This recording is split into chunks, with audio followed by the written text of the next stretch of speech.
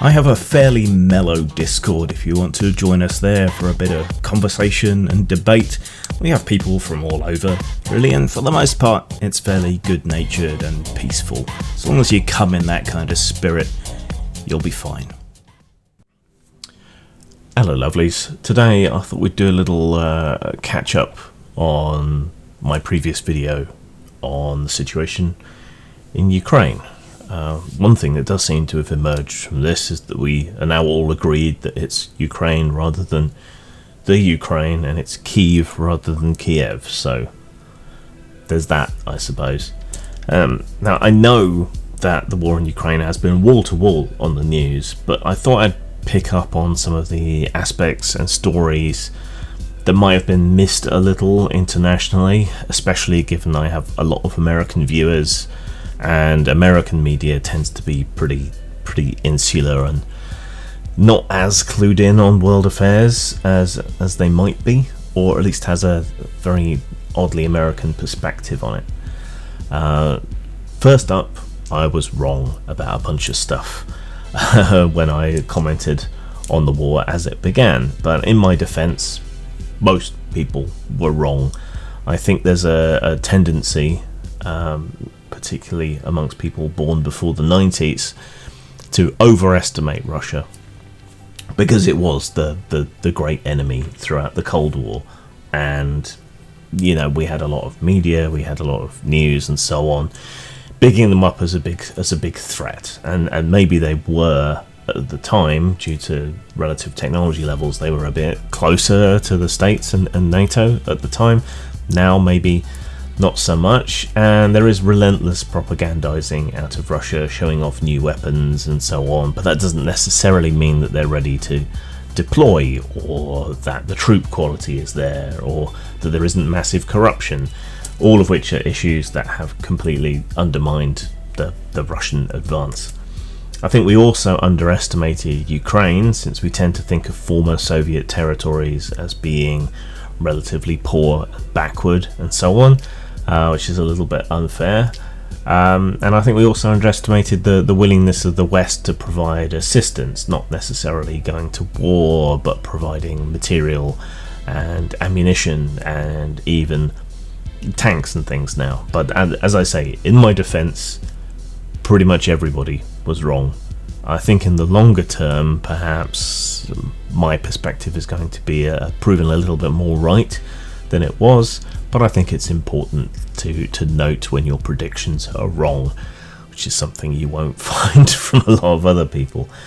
Now, the Ukrainian diaspora is an interesting thing to observe, especially since what we've seen when it comes to all these Ukrainians leaving Ukraine and moving into Western Europe and things, is that overtly racist states that have been rightly criticised for their treatment of refugees and migrants and so on in the past, like Hungary and Poland, they seem to have thrown open their doors to Ukraine with gay abandon, perhaps due to proximity, perhaps even due to pro-Slav racism, perhaps due to shared experience as former Soviet states. But it is notable the way in which they're treating Ukrainian refugees and migrants very, very, very differently to the way they might, say, treat Syrian refugees and migrants.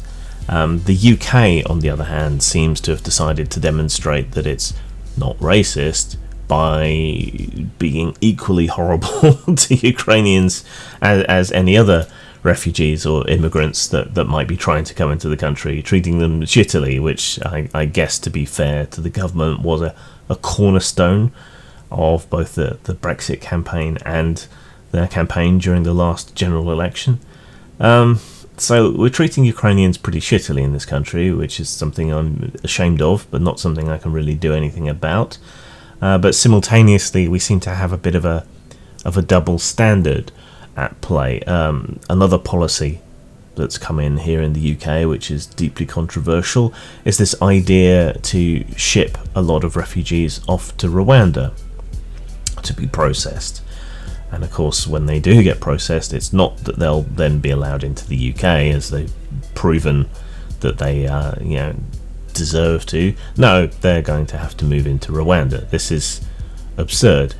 Meanwhile, we're shipping the Ukrainian refugees not to Rwanda, but to people's homes in the home counties, or at least that's the policy, according to whistleblowers from within these hastily put together government departments. They've been set up to fail, seem to be deliberately self-sabotaging.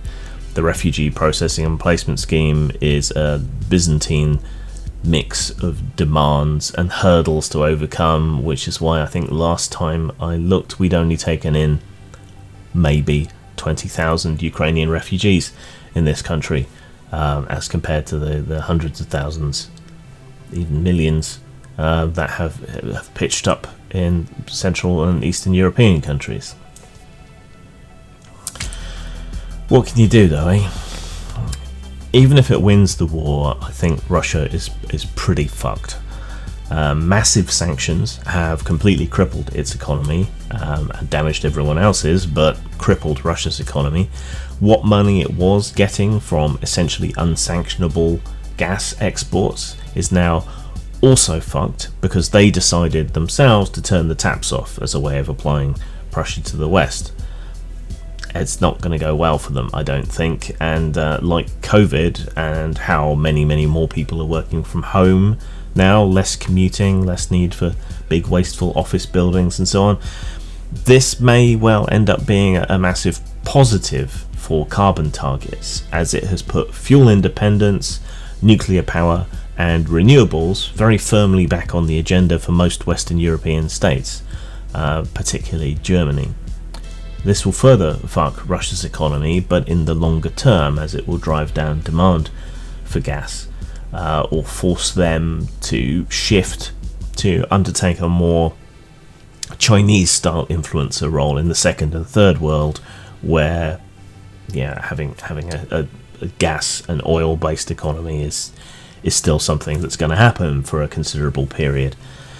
Another spectacular self-own is that long neutral nations, specifically Sweden and Finland, seem very likely to join NATO now, particularly Finland. I haven't been able to keep up with Sweden quite so much.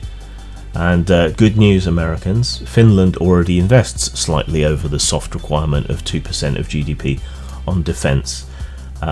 So they're pretty much set to join quickly, and NATO has said they'll fast track it if they do. And on the plus side, you'll get to see a lot more of Finnish Prime Minister Sanna Marin.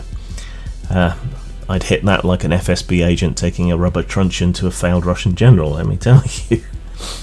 We're in a new phase of the war now, and Ukrainian casualties are reportedly up. I had an acquaintance in Mariupol whose fate I haven't been able to track down. Fortunately, everyone else that I knew or was an acquaintance in Ukraine seems to have managed to get out or to get somewhere safe. But it does look pretty grim now, as Russia seems to be shifting more to the meat grinder tactics that have served them well since World War II. If you want a preview of what that's likely to look like for Ukraine, then you just really need to look to Syria. So yeah, it's a bit of a downer note to end on. But I think ultimately, for all the heroics and everything, if Russia is absolutely determined to crush Ukraine, they still can. What they can't do is they can't hold the territory. The best they can do probably is take over those regions with a lot of pro-Russia sentiment, ethnic Russians, shades of the 1930s there, and hold that, because at least some of the population there seems to be down for the idea, and then probably Ukraine will join the European Union, which will help their economy and their recovery. And the EU does have a mutual defence pact, albeit not quite as strong as NATO. So maybe they won't join NATO, which is something that Vladimir might actually want, but they probably will end up joining the EU, which is almost as good and economically a lot better for Ukraine. So there you go, there may be some things there that you've missed, and I should reiterate that I am deeply ashamed of my own government for the way in which they've dragged their heels throughout this whole thing.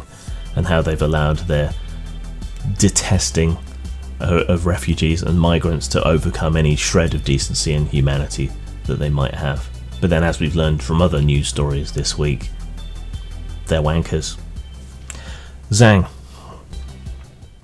Satana Station is an addition to Machinations of the Space Princess. It's a whole sleazy space station, full of locations, services, adventures and inspiration for your old school space opera games. Over 100 locations, a bevy of non-player characters, and more plot hooks than you can shake an Arcturo Mega Stick at. Buy it at post-mort.com, drive-through RPG, and hard copy at lulu.com.